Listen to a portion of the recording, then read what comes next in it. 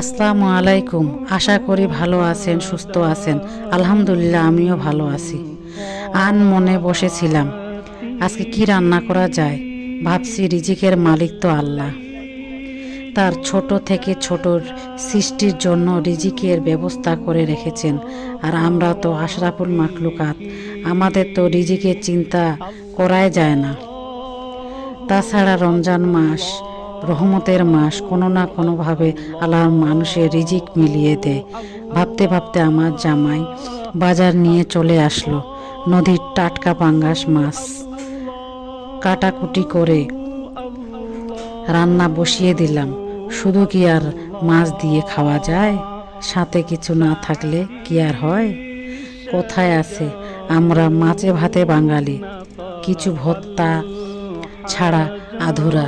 তাই আজকে আমি রসুনের ভর্তা করব ভাবছি। যাই হোক, আজকের রেসিপিতে থাকছে রসুনের ভর্তা, নদীর পাঙ্গাস মাছ, আলু দিয়ে পাতলা ঝোল, আরও থাকছে রসুনের মসুর ডাল দিয়ে সজনা আলুর চচ্চড়ি, ইফতারির জন্য ছোলা বুট ডিমের চপ। এগুলো ইফতারের জন্য, কেননা অতিরিক্ত ভাজা পোড়া শরীরের জন্য ক্ষতিকর। আর আমার প্রচণ্ড অ্যাসিডিটির কারণে খুব একটা ভাজা পোড়া ইফতারে রাখি না।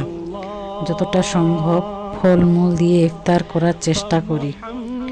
আমার একা হাতের সংসার, সব কিছু একাই সামলাতে হয়। আজকে এই পর্যন্ত, আবারও ফিরে আসব নতুন কোনো ভিডিও নিয়ে। আমার রান্না আপনাদের কেমন লেগেছে অবশ্যই কমেন্ট